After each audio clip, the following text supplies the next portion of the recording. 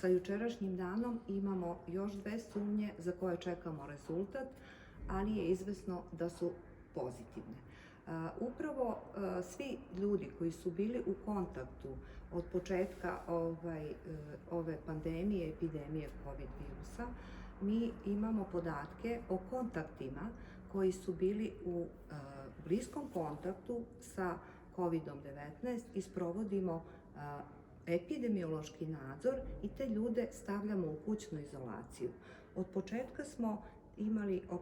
do danas 31, ali će taj broj svakako biti veći, već možda do večera, sutra, s obzirom da se broj kontakata potvrđenih slučajeva menja iz sata u sat. To je sada naš zadatak, da registrujemo sumnjive slučajeve, da svi lekari iz primarne zdravstvene zaštite, kada posumnjaju na COVID-19, na infekciju tim COVID-om,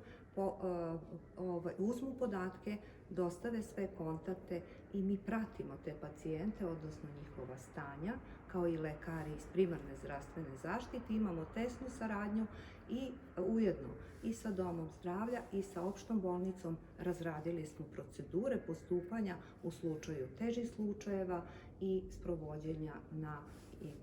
viši tercijarni nivo, na infektivnu kliniku za zarazne bolesti u Nišu.